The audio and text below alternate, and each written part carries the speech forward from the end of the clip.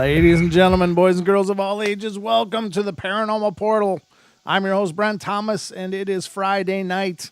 You made it, and I hope you guys enjoyed Freaky Friday. Those of you listening on TFR, iHeart, TuneIn, and TalkStream Live, thank you so much for joining us. Thanks for sticking with us after the Freaky Friday run. That's always a cool thing, and I'm always thrilled to see you guys. And to all of you at YouTube, thank you so much for being a part of what we're doing. We hope you guys are in for a good night. We have got a great show lined up for you tonight. Couple of good news things. Good news is it looks like, for those of you on YouTube, you know exactly what I'm talking about. Those of you on TFR may not, but basically for a week I've been having trouble with the phone lines. And the good news is it appears that they might actually work. So they will be an option throughout the show if you want to pitch in and offer your 2 cents. At least right now on the surface, it looks like they're going to work fine. So the phones should be an option here on the portal throughout the show tonight. If you want to call in, the number is 720-923-0500. So 720-923-0500 is the number for fun right here on the Paranormal Portal. So we got that going for us. Now, what about tonight's show? Well, if you didn't tune in the last couple nights, you probably don't know, but I did line up a guest for tonight, and a longtime friend of the show, fellow host on TFR, and has a stream on YouTube as well. And I'm welcoming Mr. Carlton Moore of the Pharmacy Seeds Network and Comrades and Farms. He's joining me tonight to help carry the load, and we're going to talk about Nikola Tesla and free energy. But how you doing, Carlton? I'm doing good, Brent. How are you doing tonight? I'm doing brilliantly. Thank you so much for coming on. It's a great pleasure, as always, to have you here. But this is a subject that I think is phenomenal, because obviously it wasn't until more recent times that I think Tesla has been finally recognized for a lot of the work and a lot of his contributions as basically the father of our modern age. I mean, literally, we're living on the pedestal that he made available for us because of the backbone with electricity and energy and all of the work with radio and so much that he's done. But he basically he spent a lifetime creating and innovating, but also a lifetime getting brutalized by other people in the terms of stolen work and patents and all kinds of issues. So I'm excited that you came on tonight to talk about this with me. I'm excited too, and I have a lot of respect for Nikola Tesla, and I'm really looking forward to kind of doing my best to honor him. I think he was a brilliant man. Yeah, he was, and of course, ladies and gentlemen, if you don't know who Tesla is, he not only became the namesake for an electric car, but he is basically the inventor and creator of a lot of the electrical designs and things that we're using today. The created AC current, the AC currents, and showed that it was a brilliant and lower energy ability to power the nation. And he built, his work was with radio waves too, right? Like Marconi was initially attributed with most of the radio stuff, but he actually did get the patents re-awarded to him recently, didn't he? Yes, correct. Actually, Nikola Tesla did that work, and Marconi kind of knocked off bits and pieces of it. But Nikola Tesla really had the bigger picture well understood. And may very well be some people apocryphally claim that he might be responsible for the explosion in Tunguska, Russia, back in the last 2 centuries ago, I guess now, huh? Wow. Yeah, and I would not rule that out as a possibility, although I think he would have been more careful than that. But it's definitely something he would have been capable of. He could flatten the whole forest, ladies and gentlemen. But, I guess, where would you like to start with this subject? Because it is, there's a lot of ground to cover, and 2 hours isn't going to be even near enough. But I think just if you can lay out a little bit of who is Nikola Tesla, and I've kind of nutshelled it so far, but if you could illuminate that a little more, I'd appreciate it. For sure. Well, Nikola Tesla was originally from Austria, from my understanding, and he emigrated here to the U.S., and came in and he actually worked under Thomas Edison and helped Edison work on many of his patents. And I think he helped Edison develop his DC motor technologies. And actually, Edison promised him a really good deal. I forget the specifics of the deal, but he promised him a lot of money and a good contract if Tesla could help him get those motors up to speed and running, so to speak, pardon the pun. But then later on, Edison kind of reneged on his deal and kind of left Nikola Tesla on his butt, and he ended up digging trenches. I don't know if I remember if it was New York City or Boston. I think it was New York City. He ended up helping dig trenches there. God. And I forget who came along. There was another well-known electronics guy. Now I can't remember his name off the top of my head, but he came along and J.P. Morgan, right? No, it was before he met with J.P. Morgan, but it was kind of the precursor to that deal. Yeah. Okay. Yeah, but he came along and saw Nikola Tesla digging in the trenches, and he'd had many conversations with him, and he knew Tesla was far more capable than digging trenches. So he kind of lifted him up and helped him set up his first laboratory. Uh-huh. And I believe that was in New York City as well. And it was interesting. He made the whole neighborhood shake with one of his experiments in that lab. So that was an interesting story there. Yeah, it's sometimes hard to know what is legend and what is reality in the story of Tesla. I mean, apparently he had this little box that could simulate an earthquake on a whole building. Is that what you're talking about as far as the shaking?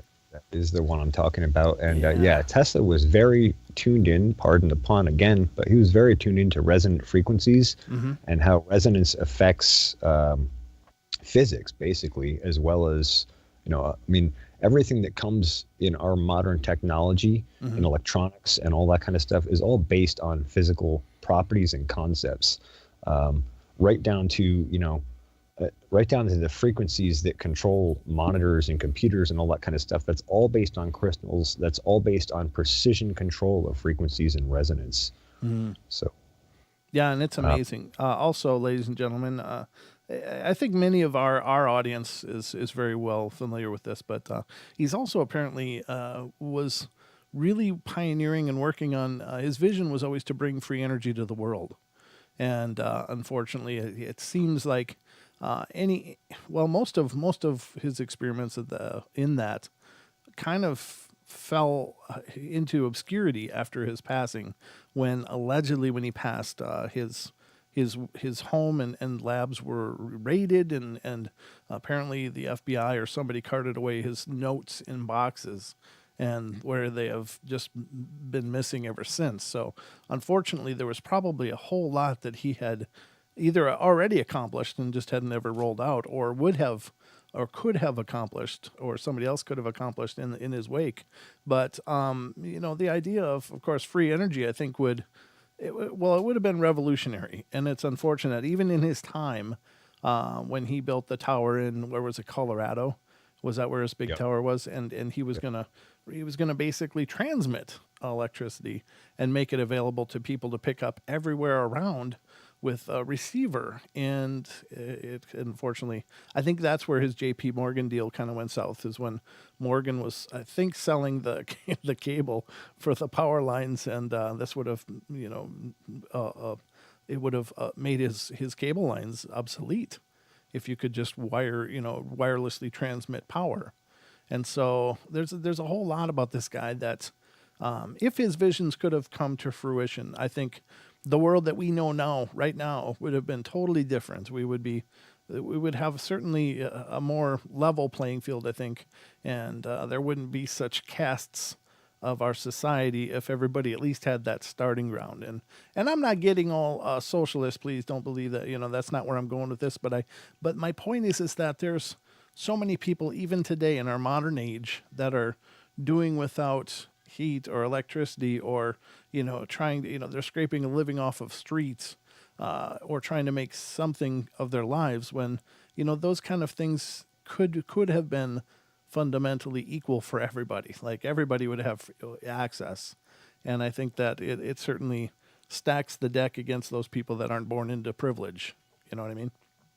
I completely agree, and I too am not at all socialist minded, but I think there's a few things that people should have available to them, Yeah. and I think energy is one of them. Clean, healthy food, water, and air is another. Right. There's a whole list of things in there, you know. But yeah, he definitely wanted to do wireless energy. He tested it, and he had it working. He was testing out miles away from that tower that he built in Colorado. Was called Wardenclyffe Tower. Okay. And yeah, he was actually testing, and he had witnesses that wireless energy transmission worked. Wow. So And then, it's kind of curious because you'd think, okay, so does that technology, and this is my ignorance coming through because I just don't know. Like, I'm not any kind of electrician or even knowledgeable very much on the subject, but it seems to me that the more that people draw off of a circuit, and this would have been just a wireless circuit, but would would there be any risks of EM fields and stuff being perpetuated by that, or do you understand any of the mechanics of how that was meant to work? I think I understand the mechanics of how that was meant to work. I've read several of his patents. You can actually still look those up. You can look them up with Google, and they're still available online in PDF form. And what it comes down to is there's a big misunderstanding here. You know, people say Tesla invented AC current. Right. And while that's true, the technology that Tesla was working with was actually DC current at very high frequency and pulsed. And that's where we get a tremendous amount of energy gain and what some people call energy from the vacuum, or energy that's in the air around us all the time, but we're unable to access because we're not using the right techniques. Okay. So, so what he was using in his Wardenclyffe Tower and many of his other experiments and some of his original AC motors was actually pulsed DC energy. So it's similar to AC, except that it was one polarity and not switching polarities like AC current is. And instead of being a sinusoidal wave, Yep. it was a very short, almost like a square wave pulse energy. And it was done at really high frequency. And the way he did this back in his day, you know, today we have technology, we can do this with solid state circuitry, but he was using high speed motors, very well balanced, and he was just using something called a magnetically quenched spark gap. And so basically the spark gap that he used to make these pulses had a magnet right next to it. And what a magnet does in the presence of that spark gap is it actually resists that charge from jumping the spark gap and ionizing. So instead of having sparks jumping at normal voltage breakdown frequencies for air, that energy potential builds up tremendously more before it jumps that gap. And when it does, it jumps it very quickly and with a very sudden pulse of energy. And so all of his technology was based on that. Wow. Okay.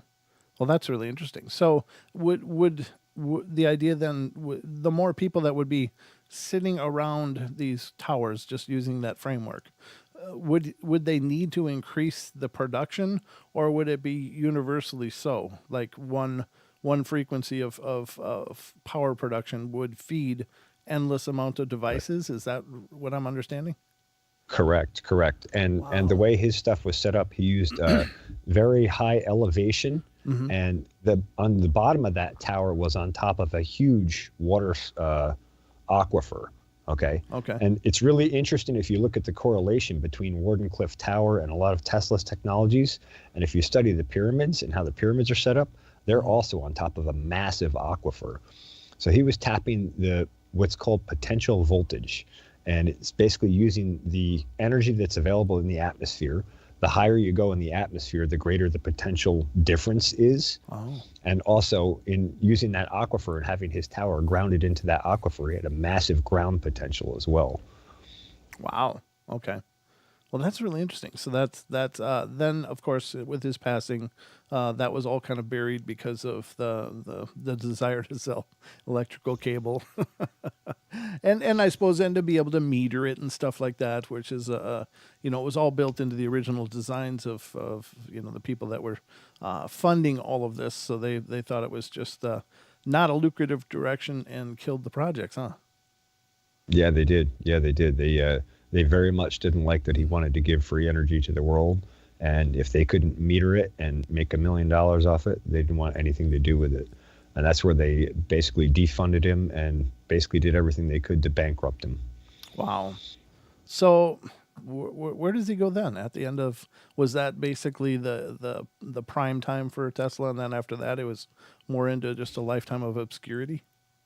Yeah, pretty much. He went back to an apartment in New York City, and my understanding from everything I've read is he spent the end of his days sort of lost and forlorn, and people would see him out in the park. I think Central Park. He would go to every day, and he'd feed the pigeons and just kind of hang out with the pigeons. Wow. Which, if anybody's been through rough times, boy, hanging out with the birds is good for your soul. That's some real Zen stuff there, right there, brother. Well, the part that I think still amazes me to this day, and maybe I'm not correct in this assumption, but this man was from prime time in the 1800s, late 1800s, where he came to prominence and was able to change the world essentially in a short period of time. But there's still a lot of things that he worked on that it doesn't sound like people still understand to this day. Would that be No. accurate? That's very accurate. The scope of his work is literally mind blowing. I'm a pretty well studied person. I'm very versed in many topics. And I look at what Nikola Tesla did, and I'm just like, that's another 10,000x at least over my capabilities. And it just blows my mind. It really does. I mean, when you think about no, here's the funny thing is that these same scientists and stuff are the people that are allegedly taking UFOs and farming technology off of them, but they still they're these. So do you think is it just the fact that people still don't want Tesla's visions to become real? Wouldn't you? It seems that that's probably why we still haven't seen these things even to this day. Yeah, and let me sidetrack just for a moment on that. Sure. It's interesting. Nikola Tesla was from Austria. So was Victor Schauberger. I think we talked briefly about him on the portal back when I was on as a guest, and we talked about water. Okay. So Victor Schauberger developed an energy generator that was based on flowing water that was super, super efficient. Basically, it didn't have electrical motors or electrical generators inside of it. It actually produced energy directly from flowing water in certain vortices inside of it. And interestingly enough, Nikola Tesla also, amongst many of his other awesome projects, he also developed some very high-speed turbines, very different from typical turbine and impeller design like we use today. His were based on stacked discs, much like if you have the old CDs or DVDs, how smooth and flat they are. Tesla's designs were stacked discs like that, and everything that he designed was based on very high frequency and very high RPM.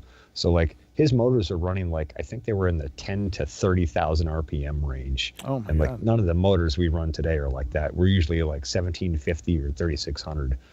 Wow. That's So crazy. massive difference. Yeah. Yeah, I know that you can get 7,200 RPM hard drives, Yeah. the platter ones, and that's the top end of that deal. But yeah, that's a whole different animal. Wow. So Yeah. So also, my other point about that was Victor Schauberger also brought his technology to America and also was kind of like shut down.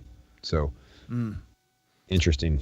it is interesting, and correlation. it's so sad, and I think we're seeing that repeated in many different ways, even in our modern world, about how and I'm not trying to get into politics at all, but there seems to be the group of people that are aspiring for better life and better conditions, and then there's the group of people that are aspiring to control all of that, and they don't seem to work very well together. And I know it's very elementary and silly to even bring up because I think everybody knows, but I think it still shocks me to my core that just think about it this way, and this is the way I think about like free energy and stuff. So if our energy infrastructure and such were we're just taken care of, and by means of possibly utilizing this kind of technology or utilizing other natural generators of, and resonance, natural resonance of electricity that is supposedly abundant throughout the universe. If we were able to just tap into that, then that would be one great hurdle that we as a society could not have to jump over anymore.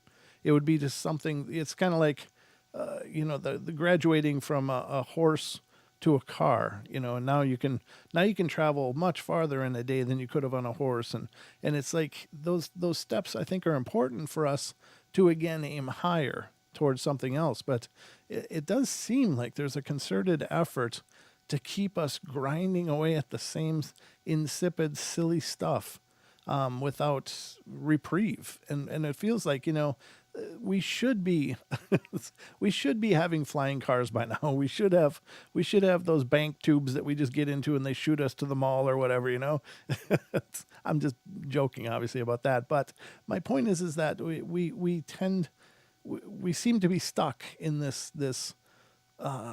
age of just repeating things over and over and over without truly progressing and moving beyond those things. And that's what I think is a heartbreaker to me. I find that incredibly frustrating, and like I'm like you with it. I'm like, wow, are we still doing this like this?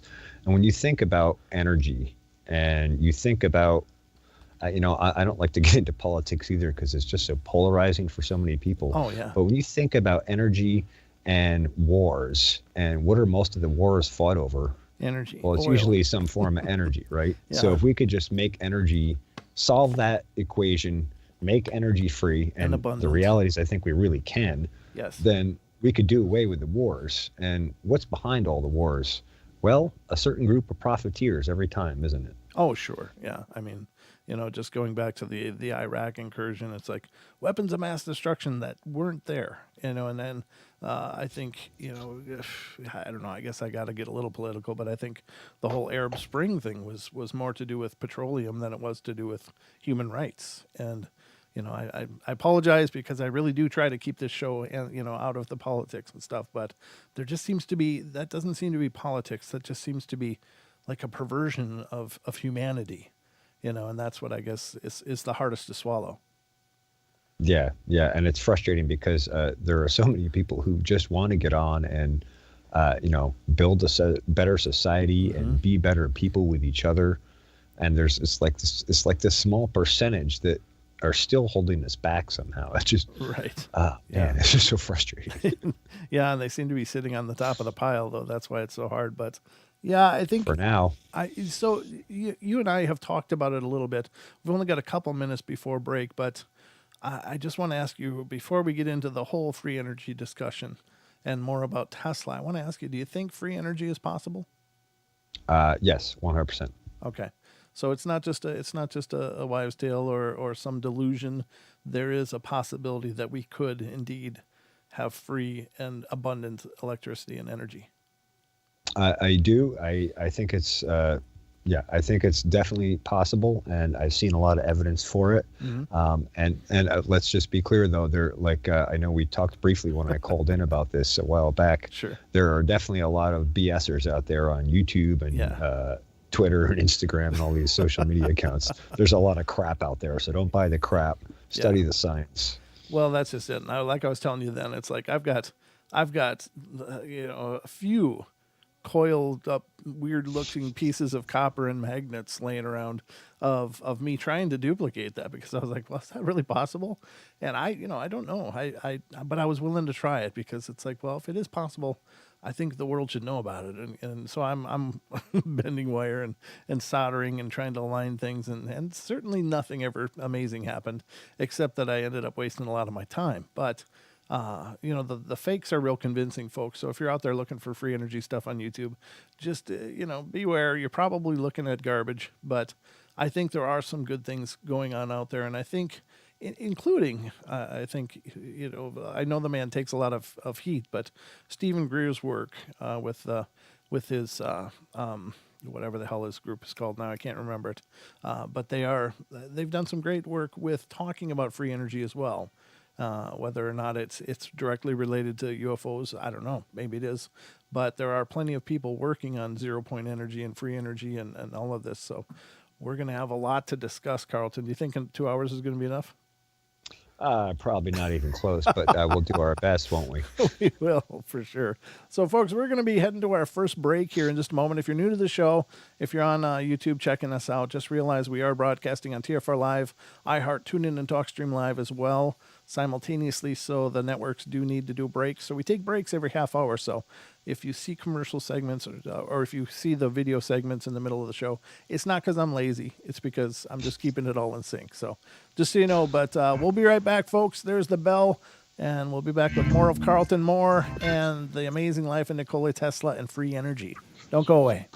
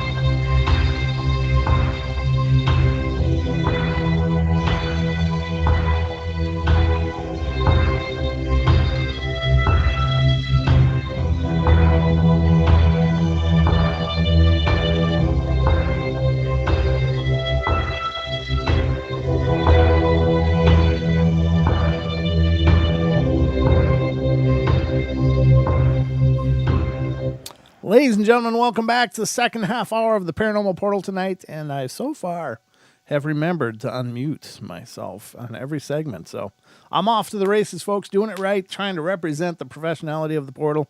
Our special guest tonight, of course, is our very own Carlton Moore, longtime friend of the show, fellow TFR host of the Pharmacy Seeds Network, Comrades and Farms, and host of his own YouTube channel, which is Pharmacy Seeds Network as well. So how you doing so far, brother? I'm doing great, man. Enjoying our conversation as always. Me too. So where do you think we should go next? Okay, so what do you think more should be said about Nikola Tesla? Because like I was telling you before, I mean, I have a knowledge of the guy. I have a knowledge of his contributions, but there's a lot I don't know about him. I think that he was largely undercelebrated, largely taken advantage of, and unfortunately, if his vision could have become reality, we could have, of course, be in a better place globally right now. But what else should be said about Nikola Tesla? Well, I'd love to talk a little bit about some of his experiments. Yeah. Did I interrupt? What? Oh, okay. I thought I heard a mic clip out. But yeah, I'd love to talk a little bit more about his experiments. You mentioned the little resonation device he had built in his original lab. I think that lab was in New York City. Okay. But that was a really interesting device, and he did cause a localized earthquake. The mad scientist. So he studied. Yes, and I see Mike P says Tesla understood the power of 369, and he said that the entire nature of the universe, if you understood the nature of the universe, it was based on 3, 6, and 9. Mm-hmm. And so his experiment was basically, it was a weight on a motor, and it resonated up and down, much like a modern day, massage vibrating device or something like that. Mm-hmm. It was on a much lower frequency, and I think the weight on this motor was like 12 pounds or something like that. It wasn't very much. Right. But he had it set up in his lab, and he figured out what the resonant frequency of the building he was in was. And he got it resonating at that frequency, and he got the whole building shaking up and down. He almost brought the building down, brought his own laboratory down. Oh my God! But I guess the police came because the whole area was having a small localized earthquake, and they asked him to shut his device down. So you think he was known by the locals? Oh God, there he goes again. Oh God. I imagine there were some people that weren't too happy with him given the nature of earthquakes. He was lowering rent wherever he lived. yeah. Maybe that was the power we were trying to get real estate. Yeah, exactly. He was resetting the real estate market all over the place. Wow. So, and it seems, when you think about that, it seems nearly impossible to take 12 pounds of force, no matter how you apply it, to make an entire building shake. That's genius. But that all goes back to, everything, the nature of the universe is based on frequency and resonance. Mm-hmm. There's a theory, and, I guess it's kind of hard to prove, but there's a theory that even all matter that we see as like solid matter, right, sure, is actually just a standing resonant wave. Oh, sure. Yeah, I think that's what quantum physics would tell us, right?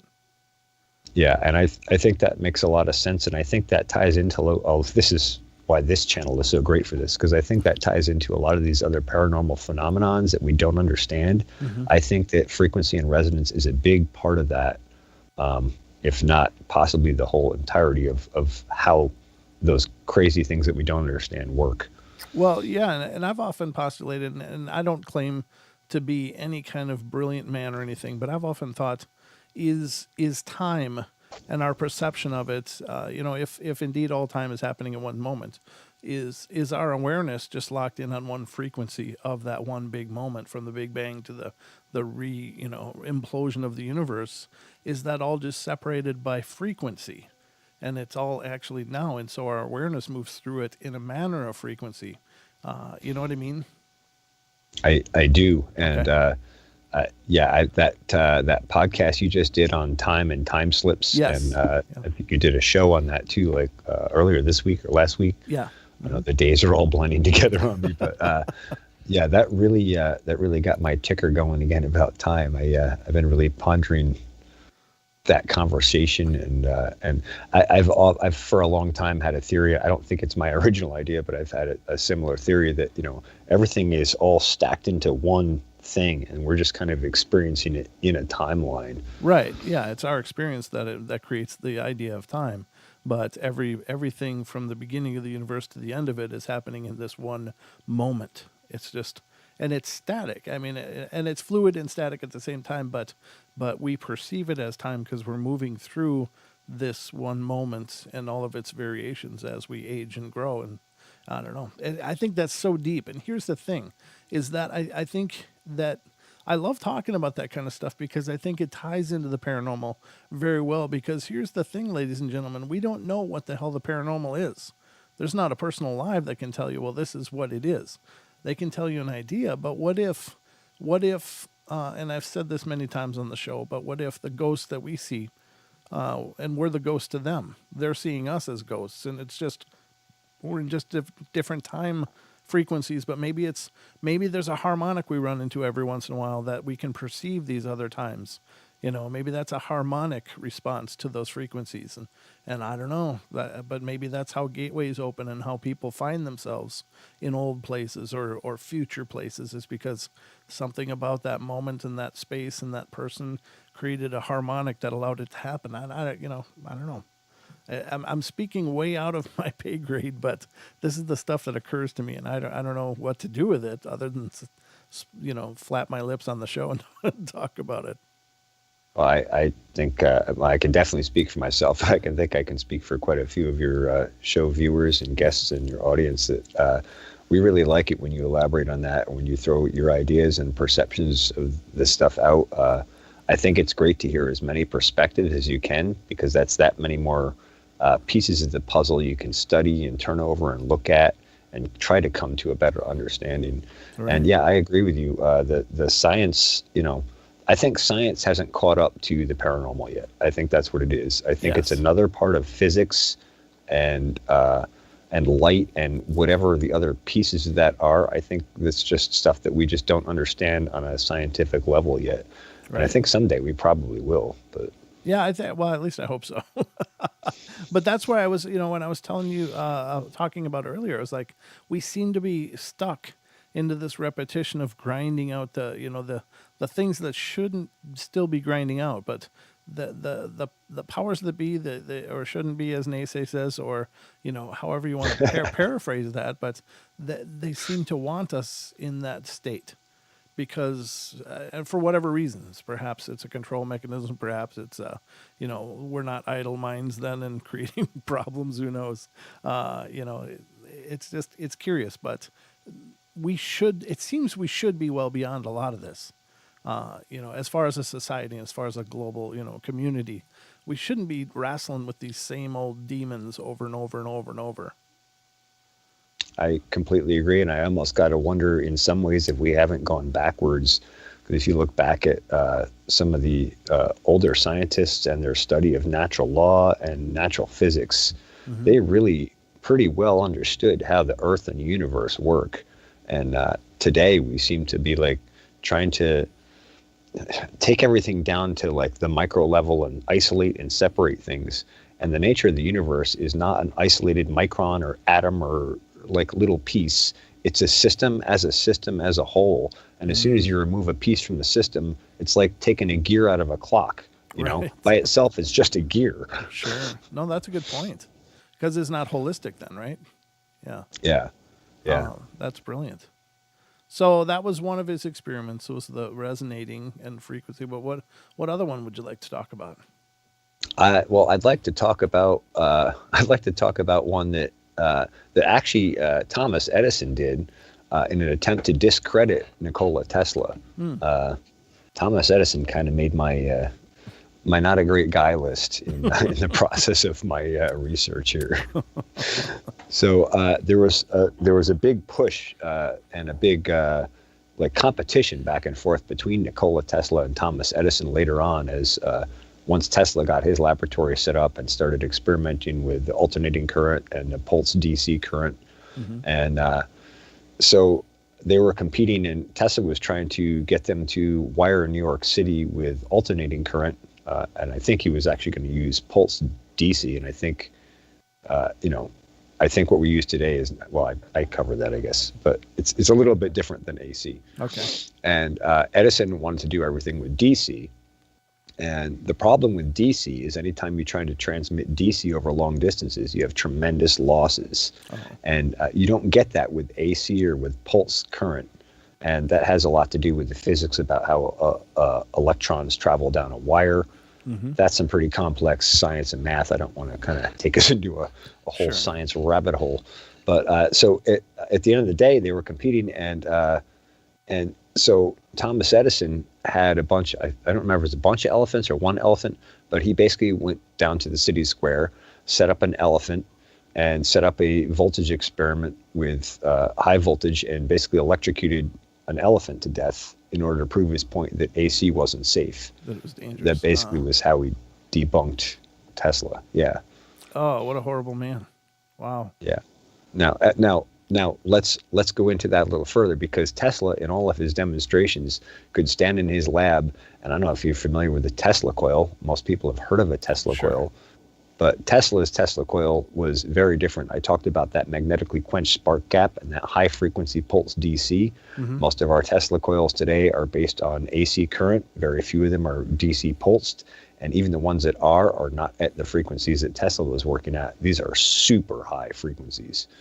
But he could stand in his laboratory with millions of volts, and he could hold a bulb, an empty, unlit bulb up, and he'd hold it up, and it would pick up the energy, and the bulb would light up. And he could actually touch these millions of volts, because that high frequency energy, instead of traveling through your body, would actually travel down the surface. And so most of his work was based on capacitors and how the nature of those high frequency energies travel on the outside of surfaces. Very interesting. Wow. So it was never penetrating. It was just a field of energy that he was kind of surfing in. Right. And like a modern day example of that is, I forget what they're called, but you know those little globes where they have the little arc, and when you touch your finger to it, plasma. the arc goes to your finger. Yep. The plasma globes. Yep. Yeah. So he was doing that in his lab with millions and millions of volts and not being shocked by it. So that whole thing with the elephants was like just to shoot him in the foot, basically, just to win the battle and lose the war effectively. Yeah, he did. I mean, they did end up obviously going with AC, didn't they? They did. Okay. Yeah. Now what? I mean, no, we're on AC today. Yeah, exactly. But now, what are they using in Europe and abroad? Because they always say it's DC. Are they actually using DC? No. They're using AC, but they're using 220 AC. Oh, okay. At least to my knowledge. And here we use 110. So a little bit higher voltage. So that transmits a little bit easier. And in the process of using higher voltage, you can use, if you understand wattage, you can use lower current at higher voltages, and current is where you end up with most of your loss. That's a big part of why DC is so lossy also, because it takes such current. Oh, okay. Gotcha. Wow. Huh. So that was that was Edison's Edison's work trying to humiliate Tesla. But what else is he known for as far as his experiments? Well, so later in his life, he went out and built the Wardenclyffe Tower that we touched on before. Yeah. And that's where he started experimenting with wireless. Well, I don't know if that's where he started, but that's where he really developed his experiments with wireless technology. And he was actually able to cause lightning storms and all kinds of crazy stuff. And one of the things he actually talked about was he could actually build, well, the press turned it into a death ray, but it was basically a powerful, I guess it's sort of an equivalent to an EMP pulse weapon today, or what we call directed energy weapons today. And frankly, I suspect that when the FBI stole those files of his, or confiscated in there, whatever term you want to use, I think that a lot of the directed energy weapons technology we see today was they took some of Tesla's technology and then applied it with our more modern day approach to it. Oh, okay.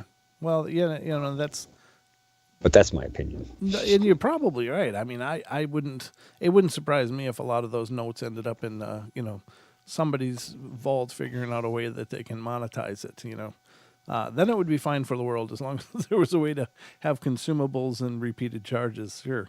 And it's funny that hasn't changed. That's always been the way that his work has been handled. But what was I going to say? I was going to talk about some of his other things as well.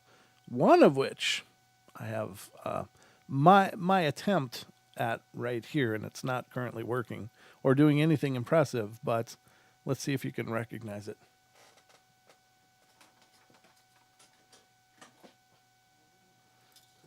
Do you recognize this? It's going to take you a second. Yeah, I'm waiting on the YouTube feed. Yeah, you got to wait for the lag to catch up. Do you see it? Oh, is that a Jacob's ladder? No, it's a spirit radio. Spirit. Oh, that's a spirit radio. Yeah, built into a jar with these weird swirly antennas. And it's apparently self-powered because it's got some germanium diode or whatever in here that's wrapped. Geranium. Yeah. Yeah. Is it geranium, you said? Geranium, yeah. Oh, okay. I thought geranium was a flower. No, geranium, well, that's also a flower, yeah. Okay. Geranium, am I saying that right? Geranium? Germanium? Geranium. No, you're right, geranium. Germanium, okay. But yeah, it might be germanium.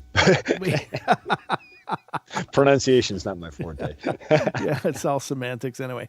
But now this is basically, he came up with this well, I don't know exactly when he came up with, but apparently this design he came up with, and he reportedly was hearing voices and things that he assumed were from space. Now, this is a guy that was from Europe and probably as such was fluent in many languages. So it probably wasn't just, he's hearing French.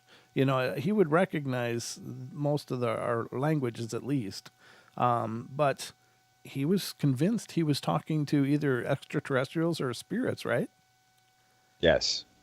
And actually, it's interesting. Well, I don't want to sidetrack you from this topic. I wasn't really that familiar with the spirit box. Is that called? Well, the spirit radio is what I always heard it as.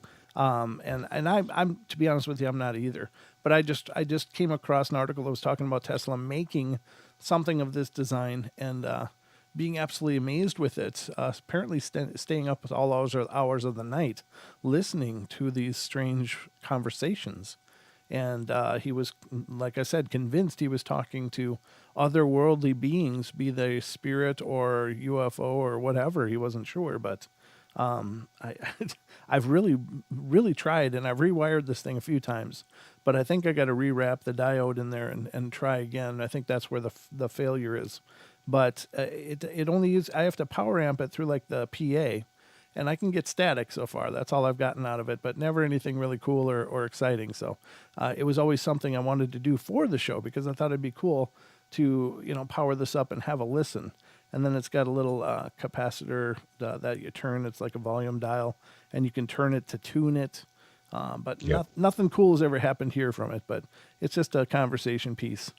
But it shows, I guess what it demonstrates to me is the absolute diversity this man had with his intellect. He wasn't just going one direction. He was going every direction. Yeah. To say that he was famous for AC is like, boy, you couldn't dumb it down anymore, really. It's interesting that it has a germanium diode in it because there's something called a crystal radio. I don't know if you're familiar with that or not. Maybe that's what it is. I don't know. Let me see. You keep talking, though. But it's a radio you could build with very minimal parts, and it uses a germanium diode, and it takes the energy that powers that radio from the air. Right. Now, it won't power a big speaker. You have to use like a little earphone because it just is such a low power device. Right. You can actually tune radio stations with it. And I actually built one of those when I was like 10 or 12. My dad had bought me a 301 electronics kit setup, and that was one of the projects you could build. Oh, okay. I was just seeing if I could figure out what is the diode. Let me see. What is the diode? It's a diode, right? That's what I'm looking for. Yeah, it's a germanium diode. Yeah. Germanium. Okay. And those are used in radio a lot, as well as you mentioned the capacitor for tuning. Actually, with my amateur radio stuff, we have a unit that's called a tuner, and it's for tuning between the radio impedance and the antenna impedance. Oh. And that has variable capacitors in it as well. They're very high quality, and they're capable of very high power levels, but the same concept applies there. That's really cool. Yeah, a friend and I were doing this, and it's like I said, it's never done anything cool yet, but my idea is to get it making some kind of noise and then playing it on the show to let people know, because I guess it might be one of the first state of the art paranormal devices ever invented, you know. So it's cool. I think it's fun. But I'm going to have to look into that myself and try that, because that's interesting. Yeah, please do, because I'm sure that you would be able to make it work, whereas I'm just throwing stones at it, trying to see if something I do works, and that's my knowledge base right there, brother. Well, hey, stones are crystals. If you hit the right one by random, it might work anyway.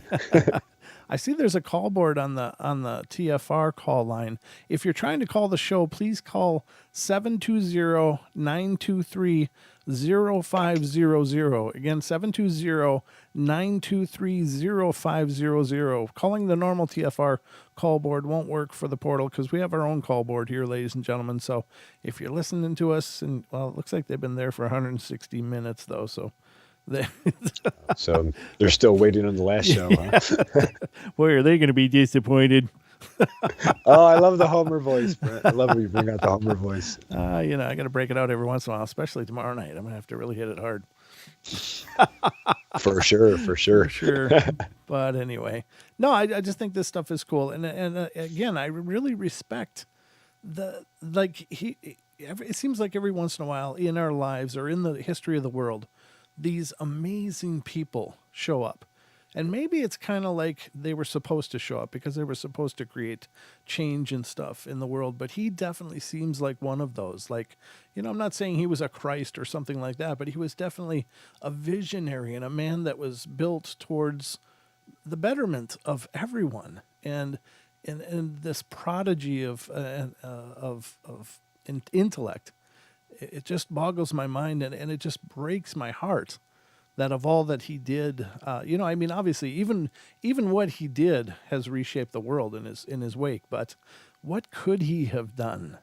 And that's the part that makes me sad, because obviously he's gone. And maybe there'll be never another one, but he really could have done so much more if he'd been met with, a willing audience.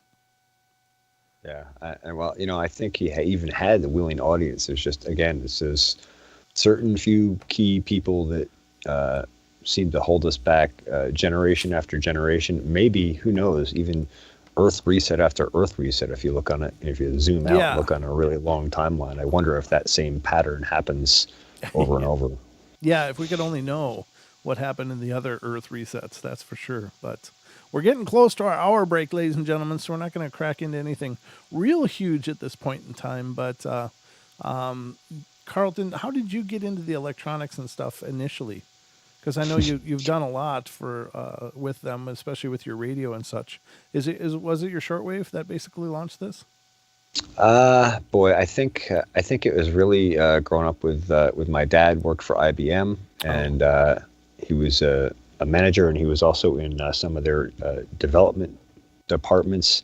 And so every once in a while, he would bring home the newest, latest, greatest in computer before personal computers were even really a thing. So I got to play with some of that earliest technology, and that really fascinated me, and kind of brought out the awe and excitement and wonder for me. And so that I always wanted to understand how all those things worked. Yeah. And so from there, that interest just sparked, and as I got older, radio interested me more, and then I just kind of evolved from there. Yeah. Well, for me, full disclosure, I've always been fascinated and have a desire to learn electronics and working with circuits and stuff like that. And I've even got a solder gun, and I can do basic repairs with it and stuff. But I've always wanted to understand what's going on, what's the magic in these things, and because I think it opens up so many doorways. But I just don't have the self-discipline to sit down and learn it to the point that I could probably do anything real productive with it. But I'm good with fixing headphones and stuff. Well, like I never took any official classes or courses besides like when I was 14, I took the course to get my first amateur radio license. But everything else has been through self-teaching, through experimentation, and just through my own interest. It's drawn me into learning more. Well, you're one of those intellects that are very rare as well. And Justin Goodbreak's another one, and I'm sure a lot of our audience are brilliant people. I don't mean to, not notice anybody, but both of you I've talked to extensively, and it's like, wow, you guys are incredibly bright people, and that's why I'm glad that you're not only a friend, but you're coming on the shows and you're sharing what you know, because it just makes the portal so much better. But we're at the hour break. So, ladies and gentlemen, we're going to take the hour break. We'll be right back in just a couple minutes, and we'll dig into more of the free energy and Nikola Tesla and a bunch more. But call in if you want to talk with us. We're right here. Don't go away. Censorship and regulation is becoming an ever-growing problem in today's modern media. From the mainstream to YouTube and Google, the information you're looking for is buried.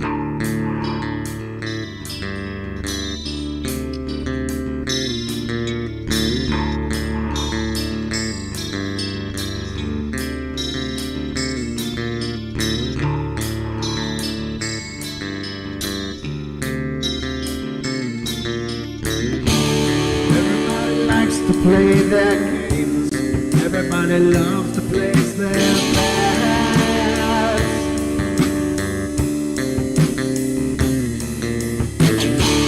They don't understand the price I paid. They don't care to comprehend.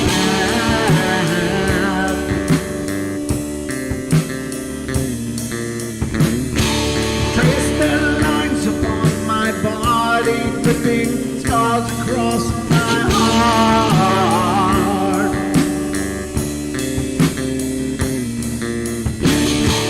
Raging anger boils inside me as their lies keep falling apart.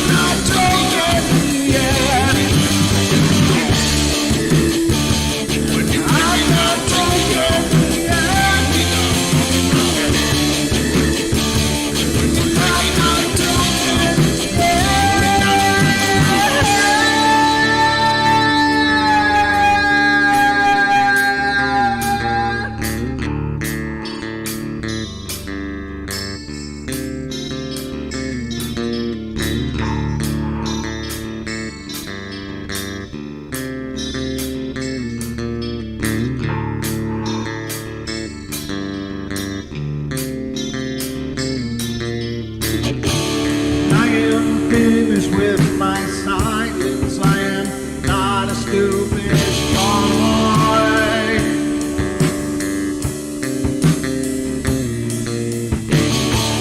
No more breaking me with kindness, just you dance upon my joy.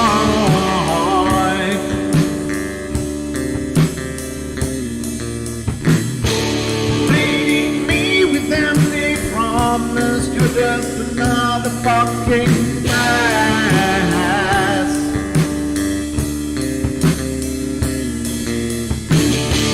Taking all the slice of my sanity, just make sure that you're well fed.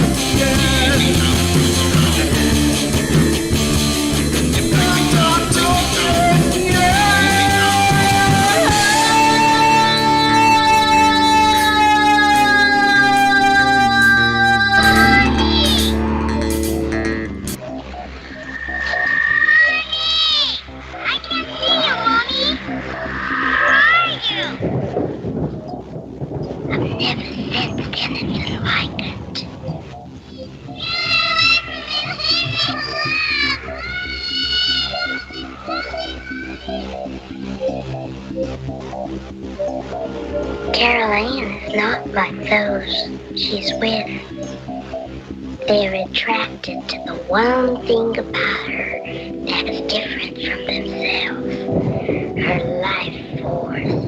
It is very strong. It gives off its own illumination. It is a light that implies life and memory of love and home and earthly pleasures. Something they desperately desire, but can't have anymore. Right now, she's the closest thing to that. Poltergeists are usually associated with an individual. Hauntings seem to be connected with an area. A house, usually. Poltergeist disturbances are of fairly short duration, perhaps a couple of months. Hauntings can go on for years. Ladies and gentlemen, give it up for Mr. Carlton Moore, tonight's guest mimer.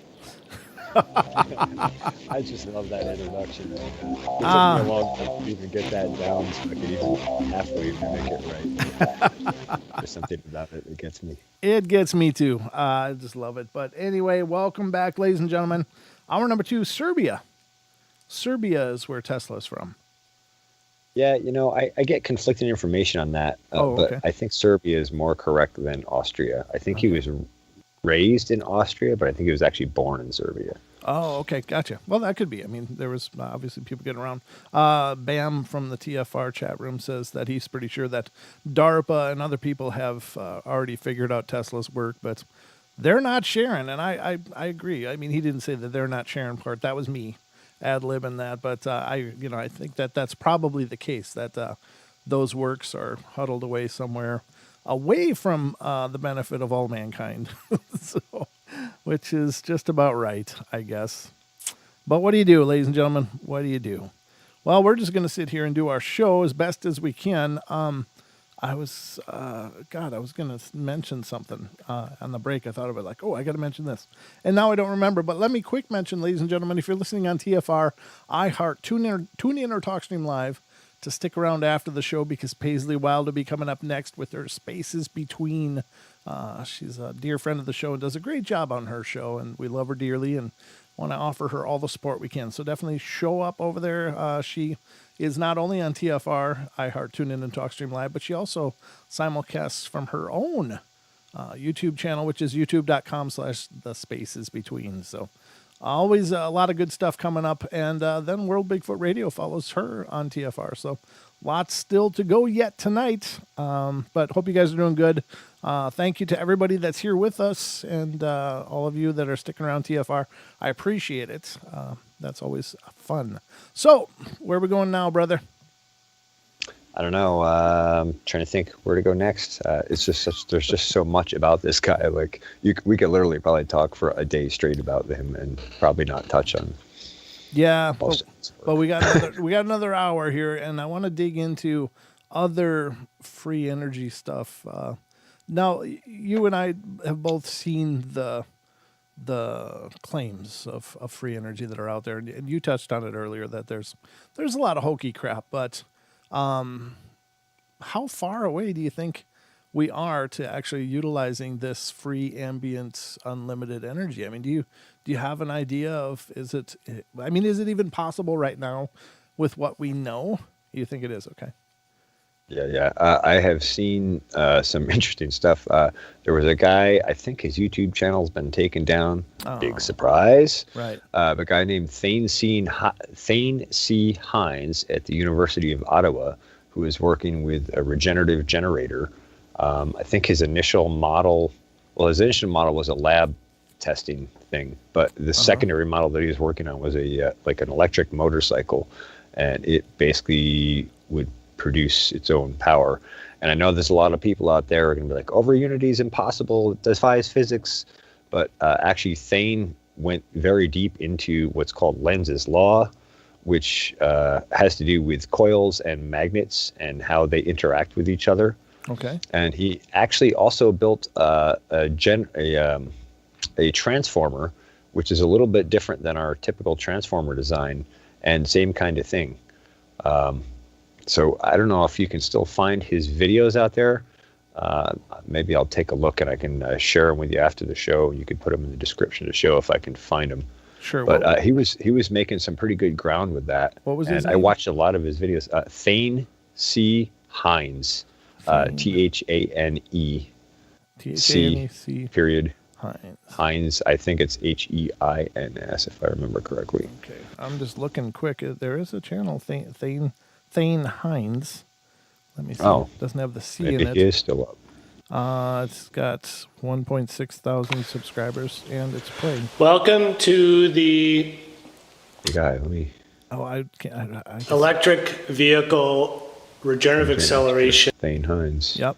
It's Thane Hines. He's got electric vehicle regenerative acceleration. I'm going to just throw this on screen so people can see. This is the gentleman's name is Thane Hines, and this is the guy you're talking about, huh? Yes, he is. Yes, Okay. he is. And I don't know if his older videos are still available, but he went very deep into Lenz's law, how it works, why his system does not violate Lenz's law, and what it takes advantage of that is not considered in conventional electronics or conventional electronic engineering. Okay. So if you really dig back into the history of the discovery of electricity, there were some interesting old dudes who did the real work.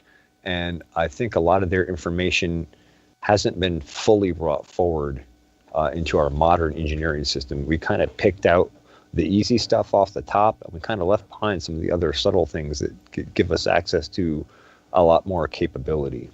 Oh, yeah. Whoops. Gotta quit screwing up my screens here. This kind of stuff is cool. I think, if you don't mind me interrupting just a sec, but I think... No, go ahead. What I think is going to be really cool is it's these kind of things, much like all of the paranormal. So this is very similar. It's like free energy is almost another paranormal field because nobody's really willing to research it, or that research will never, ever be funded.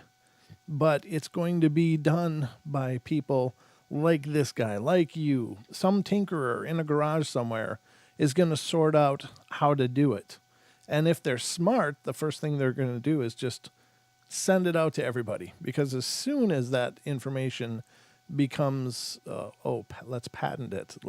Then it's like industrial espionage time. Like somebody's going to come in and clamp down on it, or offer him the honeypot deal, and he can't turn it down because it's going to be like $50 million or $100 million for an idea. Well, who wouldn't take that? Well, but then they're going to bury it. Now, there was a guy back in the 50s, I think, who had come up with the ability to get like 100 miles plus per gallon on petrol. And he was talking about it. He was letting people know about it. He was doing demonstrations regarding this amazing fuel efficiency. And apparently Shell Oil came in, bought out the patent, and buried it. And shelved it. It, absolutely. There's no way in hell, because why would Shell Oil do that? Because they're selling gas. And if cars are getting 100 miles per gallon, they're not selling much gas. And so that's a stark reality. That's the reality of the playing field that we have now.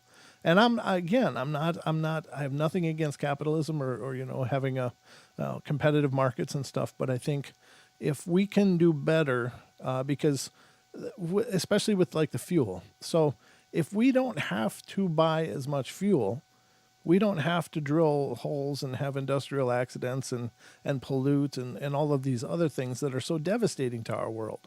And again, I'm not a tree hugger, but I do think that we are grossly irresponsible with our environment, and we need to do a lot better. And cutting down on the amount of resource that we need is going to be key to us helping to repair the damage we've done.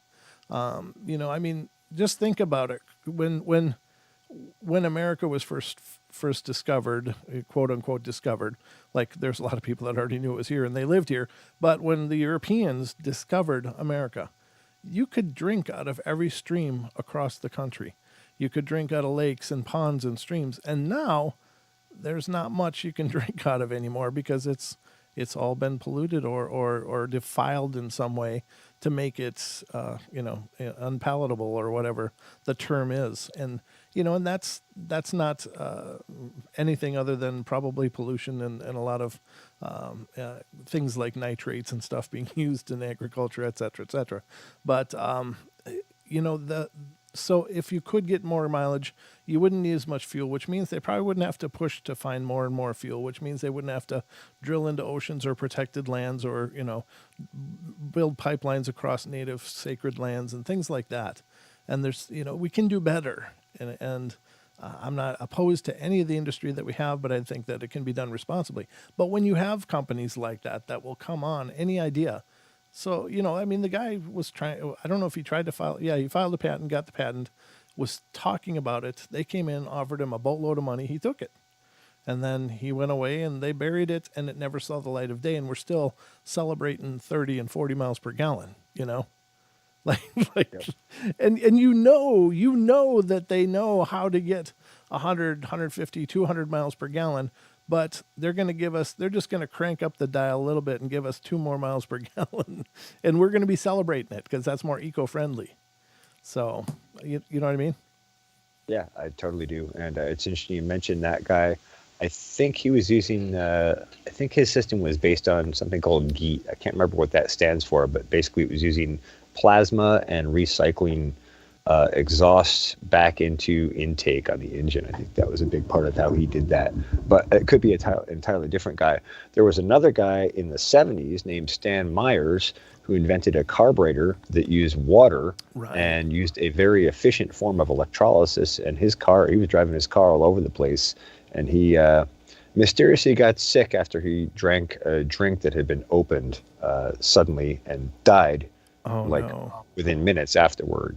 And I think that was after he refused some kind of a buyout deal. So yeah, that's horrible, and that's scary. That's actually scary, and that shows, I guess, the lengths at which these people will continue to go to hold on to that power, which is terrifying, absolutely terrifying. But that's the playing field, unfortunately. And so, how do you get past that?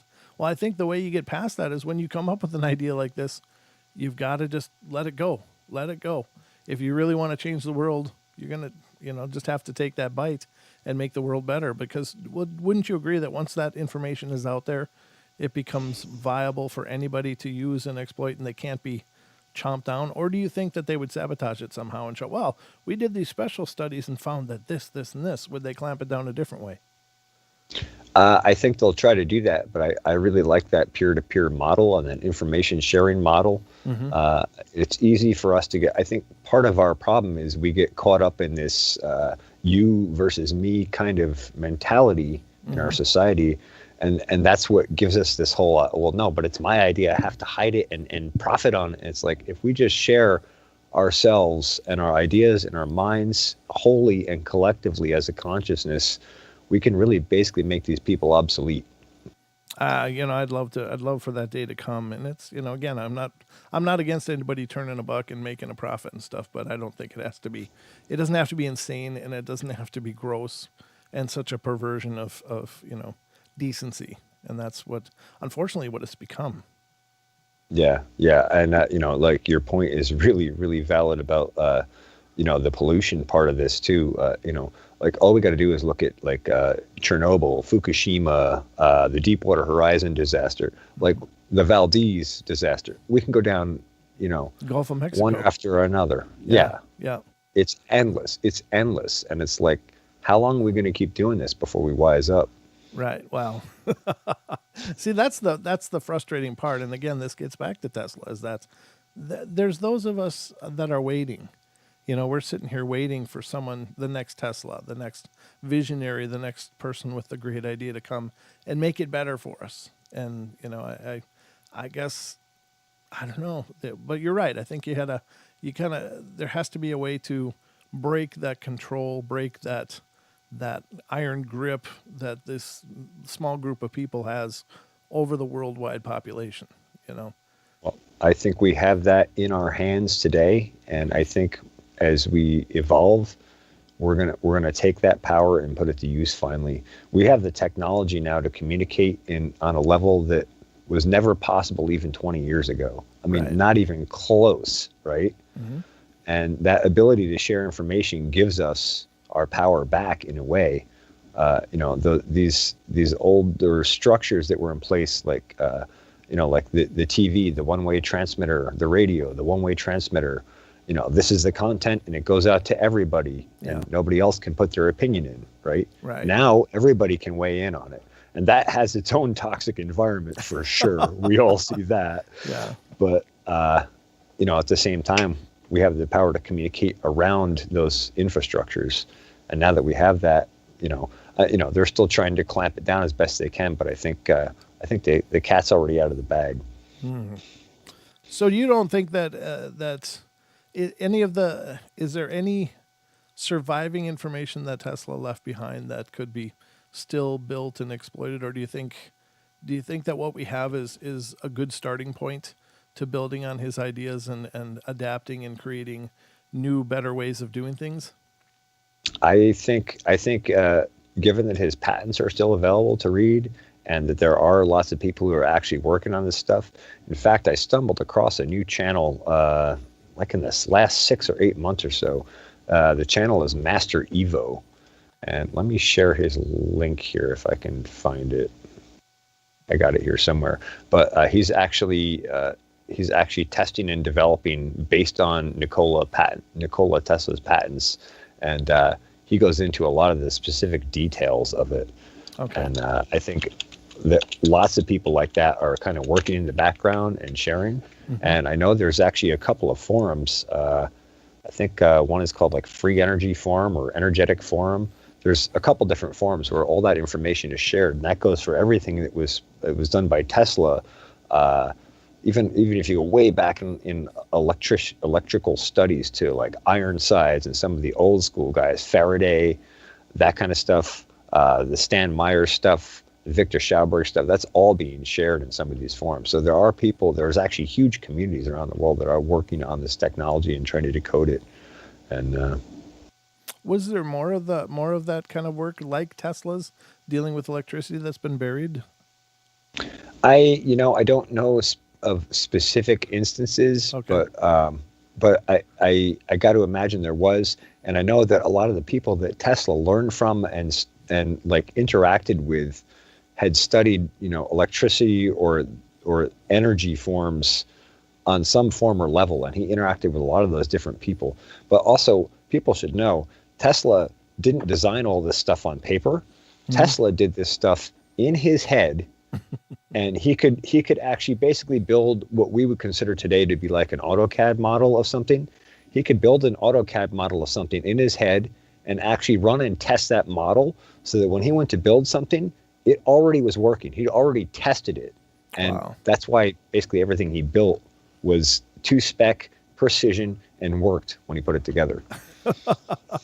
So that's a powerful mind. That's a really powerful mind. Wow. I can't even remember simple directions after one or two of them. It's like this guy's building. He's got his own simulator in his brain. I think that's that rare mind, and maybe he had a photographic memory, that kind of thing too. I wish he had had better opportunities, because again, I think the world that we know right now would be so much different and so much better. But I'm really hopeful that, like Smokin' Joe said in the YouTube chat, he's like, someone will someday, somewhere, someone's going to come forward. And I was like, yeah, I hope so. I hope so, because this is the kind of stuff we need. But we got a call, so let's get to this call. You ready to talk? Yeah. All right. Let's see. It's I think it's Naysay. Is that you, Naysay? Absolutely. So I think, therefore I am not what I'm thinking. Hello, Carlton. Good to hear your voice tonight, sir. Hello, Naysay. Good to hear yours as well. What I wanted to contribute, if I can, there's an incredible book that was put out by actual relatives of the infamous Tesla, and it's called Wizard. It is a cumbersome read, but this is one of my absolute favorite entities or heroes that I have spent hours of research, and I can't confirm or deny that I may or may not have had my daughters read his bibliography. Oh, yeah. But one thing that I strongly suggest is a picture that has Nikola Tesla in it with a whole bunch of other incredible minds that of his time. And in the center of this was a little person who had dwarfism. Mm-hmm. But I believe his last name was Steinbeck. Okay. And Nikola Tesla said, "I'm an idiot compared to this man." And I want to believe it's Steinbeck. Maybe Carlton can add to that. But the other thing, too, is there's an infamous picture of Nikola Tesla himself where he is sitting before a desk with a bunch of books, and he's holding a book in his hand. And if you think about in a time period where photographs were made and it took such a long period of time to create a photo, they absolutely set the stage for these pictures. And if you look at this picture, it's Nikola Tesla sitting from a side profile. He has his right hand on his forehead and temple like the thinker, and then he's holding up a book with his pointer finger on the title of this book. And so I always say, everybody find your own research, but find the title of that book and read that book, and it will give you a sliver of a glimpse of what went through this incredible man's mind. Uh-huh. And I didn't catch the beginning of the show, and I'll jump off after this. But Donald Trump's uncle was part of the crew that went in there and took all of his property out of his room where he died in poverty. And the family in Ukraine has been fighting for years because they're claiming there's still stuff that has not been returned that someone still has. Wow. Huh. I think I've heard a murmuring about that, to be honest with you. Something about that or something very similar. So I guess it wouldn't surprise me. With this kind of a visionary genius, though, I don't know, Naysay, what do you think? Is there another one due to come anytime now? If they are not, okay, well, this is my whole thing of going to speculation island all the time. Sure. From the moment that we are younger and we go into the public schooling system, we are tested. And these tests that we take are many different levels of the entirety of an individual. And the biggest gift we have as humans is pattern recognition. Mm-hmm. I don't know if you remember, there'll be those tests where it'll say circle, square, triangle, mm-hmm. circle, square, triangle, circle, square, fill in the blank. Uh-huh. And there were such things as those types of questions. Well, the minute that you start testing on higher levels, you are then being watched. Uh-huh. And next thing you know, if you are a gifted child, then all of a sudden opportunities open up for you to go into different schools of education. And if you surpass all of these levels, then immediately you get into these Rhodes Scholars or these other famous institutes of where they're trying to help these individuals hone their skills. And so I think most individuals that are on the caliber of Tesla have already been recruited at early ages to be part of the system. Sure. And lastly, when I was in the military, I was on board ship communications, a radioman. And the computers that I was using back then were, I would guess, at least 10 to 15 years more advanced than the computers I was fortunate to work with after the military. Sure. They didn't have all the bells and whistles, Uh-huh. and they didn't look good because all they were like on a mechanical rack, and they looked very plain, just the bare minimals. Sure. But the power that these computers had was way more superior than the general public. Yep, I would agree. They always told me that. I used to do IT, and I remember reading many times, whatever you're using, the military has at least 20 to 30 years better technology than what you've got in your office or your home or whatever. So that wouldn't surprise me. Yeah, and I hear 50 to 100 these days. So Yeah, that's probably possible. They probably got the quantum computers already, so they're way past us. But thanks for calling, brother. Good to hear from you. And we got another break to hit. So, toodles. All right, see you, Nase. All right, ladies and gentlemen, we'll be right back in just a couple minutes. Don't go away for the last half hour of the portal. In just a couple minutes, promise. You can quote me. We'll be back.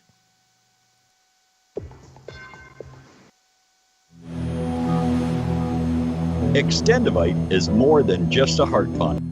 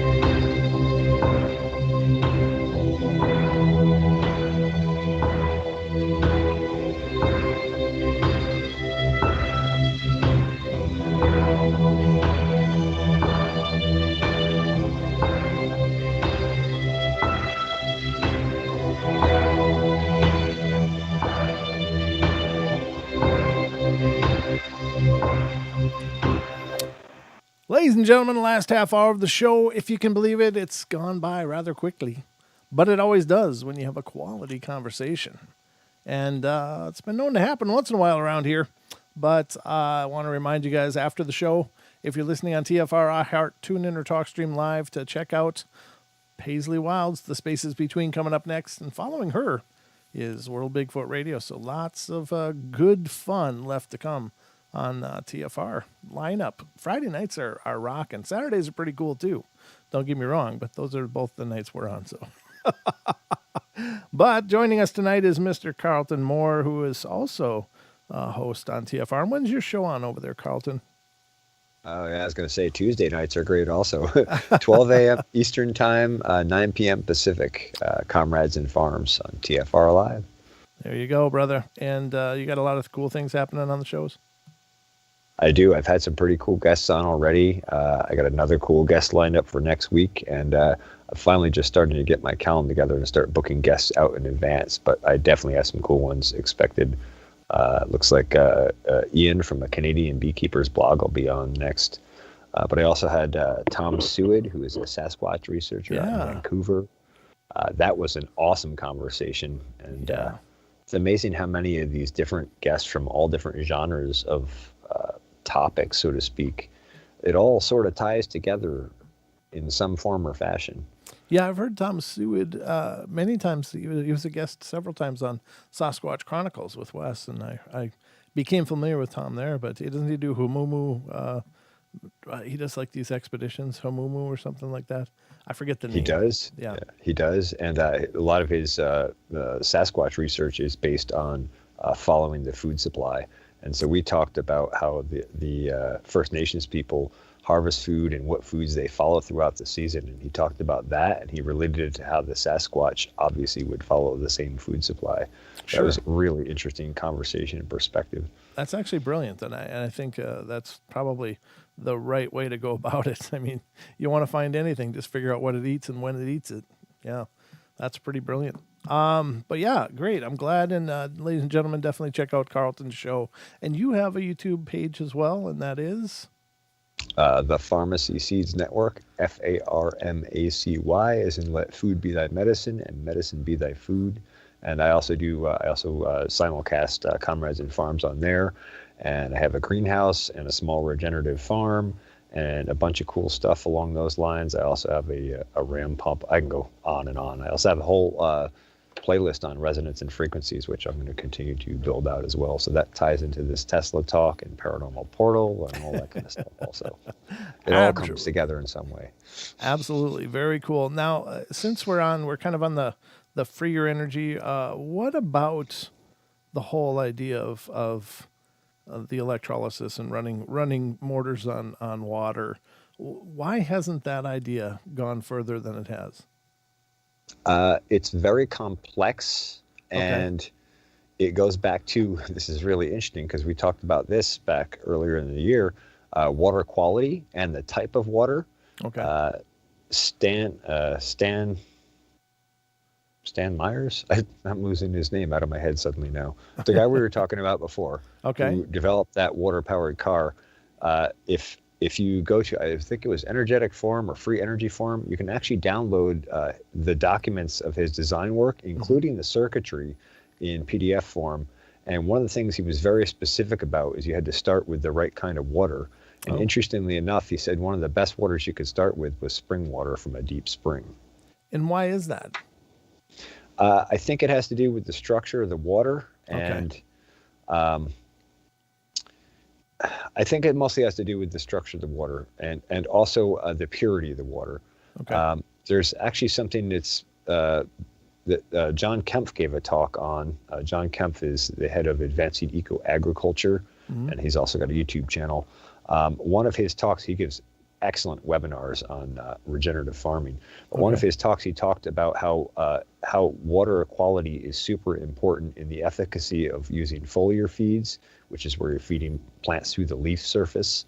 And he also talked about that same efficacy applied to pesticides, herbicides, and fungicides.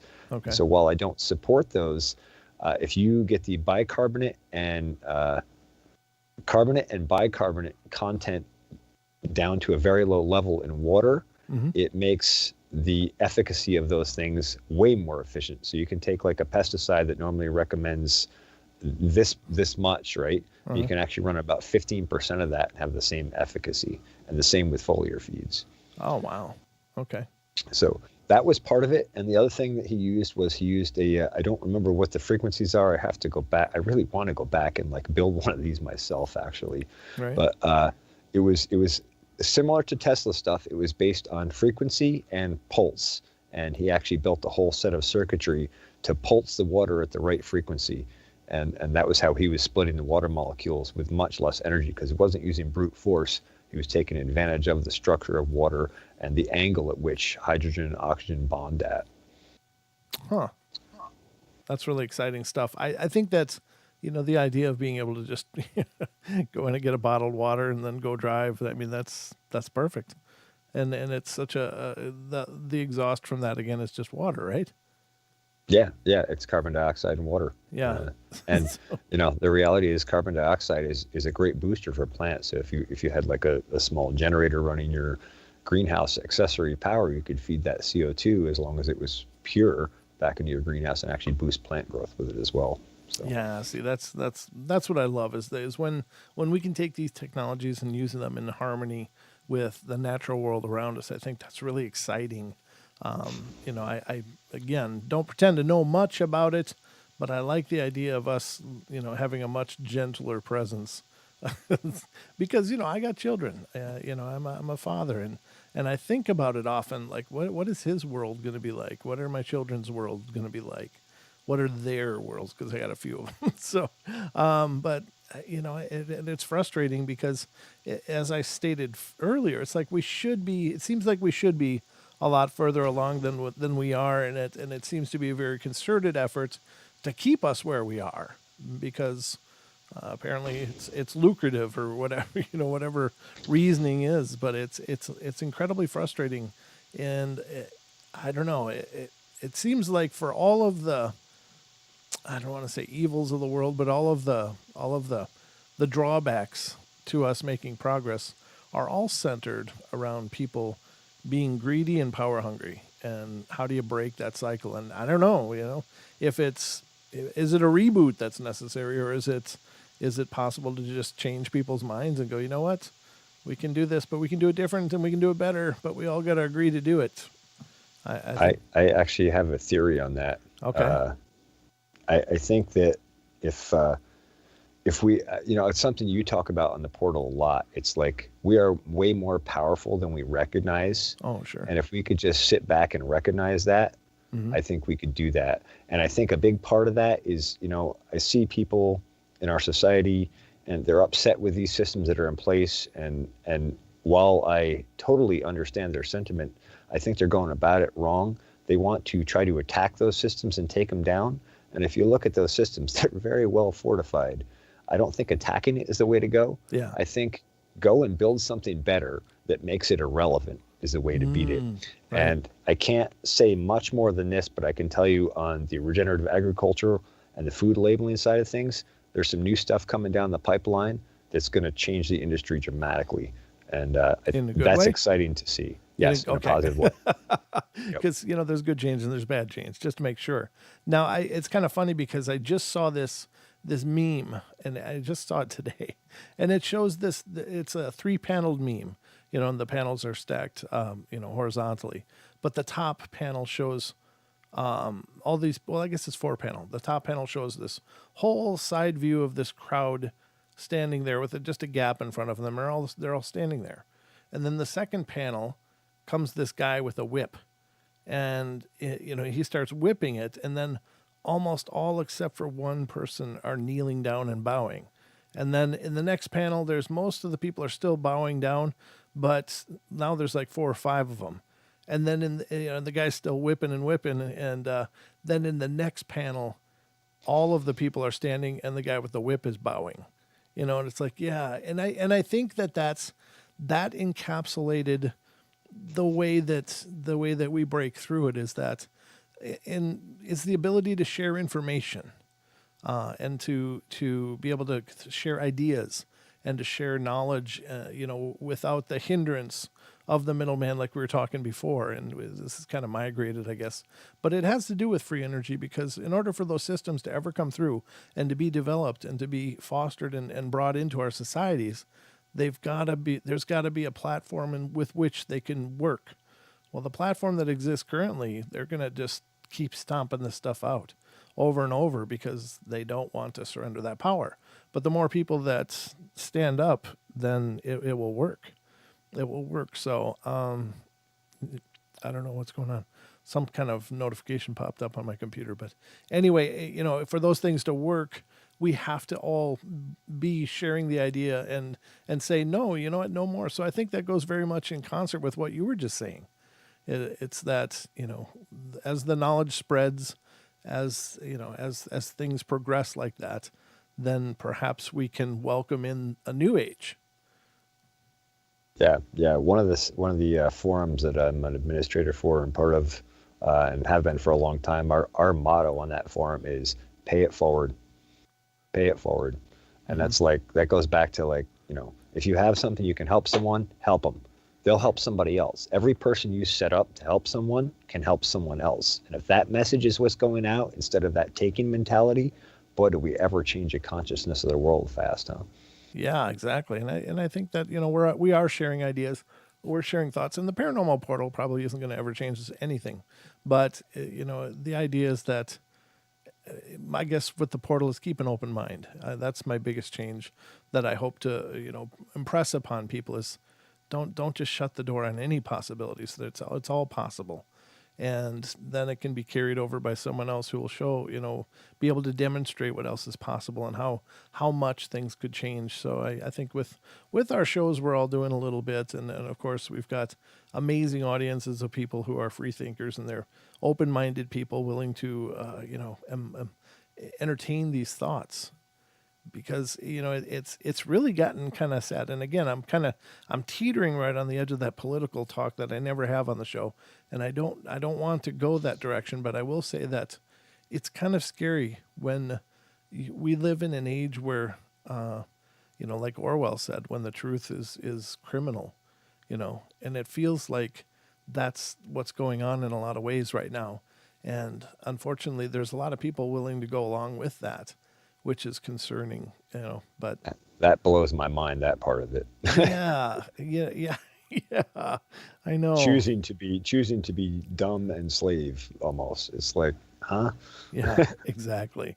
I don't know what the answers are, ladies and gentlemen, and I certainly don't know that I'm qualified to give them, but I just got to tell you, I think all of these things are possible. I think the technologies are maybe even out there, but they're sitting in somebody's basement or workshop, because having a free energy device has got to be almost like having a Bigfoot video. You just you almost cringe to put it out there, because first of all, there's lots of people that go, oh God, that's so fake. You got batteries buried in there, and because there's so many people doing that, and the handful of people out there with real true technologies and ideas probably aren't willing to run the gauntlet of public opinion in order to show that they have something amazing. Yeah, but you know what? It seems like even that part of it is starting to shift now too. We see all these different big shows coming out and people talking about it. And before it was like, you'd get laughed out of the room by your own family. Your own family wouldn't believe you about a story that terrified the living crap out of you, right? And now people are talking about it on a public level, and it's kind of like, oh yeah, those things actually do exist. Oh, look at that. Right. Yeah. It's and you're right. You're right. I think that the sentiment is changing, and there's hope certainly in that possibility. But I think that it's going to take a paradigm shift of all of us. It's not like suddenly you're going to go to Walmart and they're going to have the water generator there so you can power your home. But I think that there is markets for those kind of things that will develop alongside of that, and it's just going to take some people willing to put their necks out there and just go for it. And I think that's enough people could grab onto it. But I don't know. I'm hopeful. I'm always hopeful, Carlton. I try to be cautiously optimistic. It's you never want to stick it out too far, because getting disappointed over and over is pretty frustrating. Yeah, I agree. I'm also hopeful, and I try to keep in mind that perspective is that I think I think people are generally good. I think Yeah. most people are generally good. And Mhm. so if you apply that to the mathematical probability sort of the whole thing, Mhm. I think over time that good part of this is going to continue to come out, and that's part of what's going to help express this and bring it out and accelerate it. But yeah, boy, it just feels like I feel like you're dragging a trailer behind a tractor with just flat tires and the brakes locked on. Yeah, I know. But I guess if history's taught us anything, it's that we're always going to be dreamers. And we're always going to be hopeful. I mean, think of the length of the history that we know, and all of the subjugation, all of the torment people have lived through, some of the most hellish conditions possible on earth, and yet still people dream, and still people hope, and still they strive forward to make something better. So I mean, I really believe in that human spirit as well, because I mean, otherwise things like World War II would have crushed an entire group of people, like, for instance, the Jewish people that were subjugated so horribly and absolutely brutalized. And, every race of people that have been subjugated, and there's, pretty much any race of people has been subjugated at some point by some other force. And, I'm not inflating some nor negating others, like the African community, the American community. Those are all people that have come through some horrendous conditions back in history. But everybody keeps dreaming and they keep pushing forward, and so that's what gives me hope that maybe we will see our way through all this stuff. And I try not to ever get preachy on the show, but I just got to say, that I think is our one of our greatest attributes, is to keep working for better, no matter what we've been through and no matter what we've seen. You got to keep hoping and working towards better. I completely agree, and I think part of that is that mentality of not taking the things that harm you or the damage that you take in your lifetime. Sometimes people will mistreat you. Sometimes you'll go through rough times, but to not take that as a negative thing, but to take that and let it be a transformative part of your life, and use it in a positive way as you go forward. And that's hard to do sometimes, but Yeah. I think that's the right mentality and the right approach. Hopefully, yeah, I think it is. And to all of you closet Teslas out there, keep building stuff, keep making stuff. I'm sure even in the audience listening to us now, there's a few amazingly prodigious people that have the ability to do this kind of stuff and to rewrite the way the world works. And so, but if you do discover it, put it out there. Give it to everybody. Don't try to cash in on it, because it'll end up getting buried. That just seems to be the trend. But I'm excited for those things. I'm excited to, not get a power bill every month. I'm just thinking, especially going into the cold months now is when it gets so expensive for so many people everywhere, and it shouldn't have to be this way. That we're chained to our making this old antiquated system continue to work, and all of the financial burden that it creates. If there's ways to give that away for free, let the people have it, and we'll work forward towards something else, and something better. But I don't know. It's a tough time for a lot of people. And then I think of the people that don't have, even the basic heat and stuff. And it's like, man, or they get their power shut off because they couldn't afford it. And it's like, man, I don't know. I don't know what to do with that. So there's got to be someone out there that's sitting on the next great idea. I can totally relate to the power shut off thing. I've been through that a few times myself. It's part of what made me, build my greenhouse and build that solar powered, and my whole plan as I go forward in the future is to be independent of the power grid, in part because of that, because they really ticked me off with some of the things they pulled in their power shut off game, and in part just to have that independence and that security that I provide myself, rather than relying on a system or someone else to. Right. Well, then you look at some of the places around, there's places that won't allow you to be off the grid. They're like, no, you can't do that here. It's against the law. Well, What kind of corruption is that? where it's against the law to not need a utility. You have to still have the utility. It's like, really? What the hell? Who invented that shell game? Because that's horrible. Or you can't collect your rainwater. That doesn't belong to you. It's like, oh my God. And you see that, showing up in the zoning laws. When I work for the engineer and land surveyor, a lot of our work was, integrated directly with zoning boards in different townships. And man, we saw some of the stupidest stuff. There was actually one job where they wouldn't let these people put in their house over the color of flowers that were in the landscaping design. I kid you not. Oh, wow. Yeah, that's horrible. That's way too much control, ladies and gentlemen. That's not the world we live in or should live in. And no matter where you're listening from, if you want colors of flowers, you should be able to have them. If you want to have free energy, you should be able to have it. I'm in the north tip of Idaho, and this is a great place for people that are, it's the Great American Redoubt, right? And there's a lot of people here living off the grid and having their own, grids of solar and other renewable energy sources. And I think it's fantastic, but it just breaks my heart when people are like, can't do it. There was a woman in Florida, I think she was off the grid, and they came and fined her or something like that, and told her she had to be rehooked up on the grid. It's like, oh my God, what's wrong with this world? We can do better. Yeah.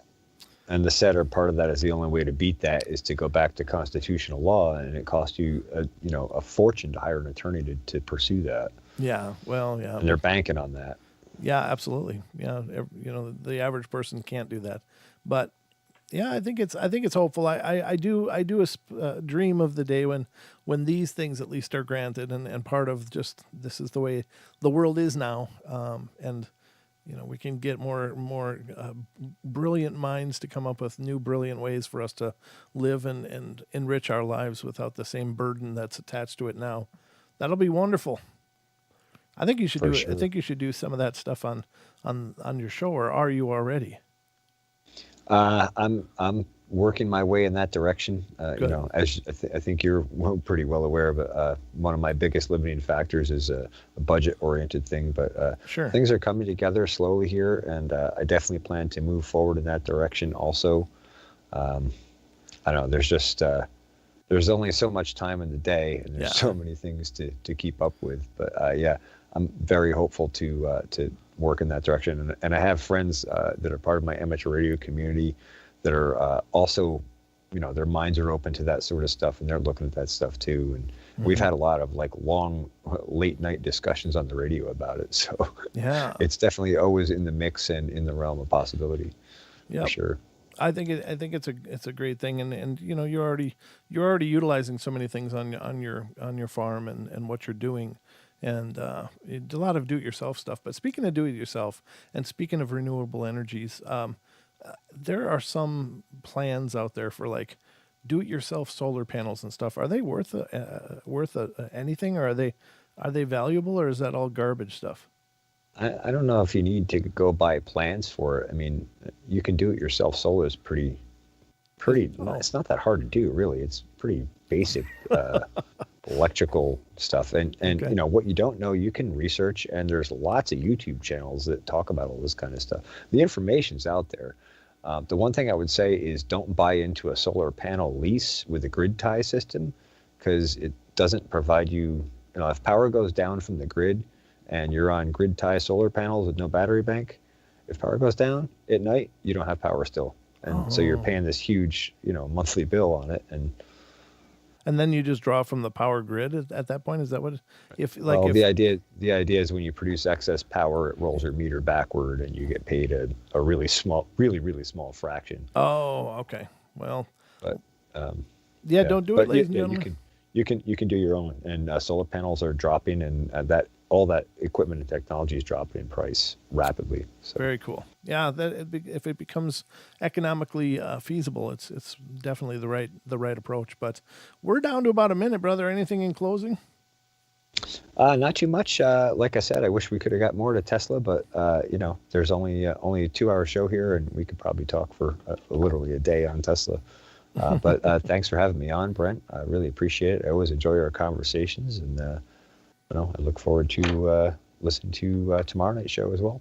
Yeah, Don will be here, and we'll be tearing it up as usual. But thanks for coming on, brother. And ladies and gentlemen, definitely check out Carlton's show Tuesday nights on TFR, as well as simulcasting on his YouTube channel. And definitely great information. I love listening to you, but you're just one of those guys that knows way too much for one person. But that's going to wrap it up for us. Oh, yeah, you're welcome, brother. That's going to wrap it up for us tonight. Thank you guys for being here and being a part of the discussion. The phone lines are back, so I'm just having a little celebration about that as well. And tomorrow night, Don will be here with me, and we'll tear it up all over again. 2 full hours of the portal. So we'll see you then. Good night, everybody. Be good, be kind, be nice. Take care of each other. Help each other out. Find the magic in every day, and remember to laugh as much as you're capable. Good night, everybody.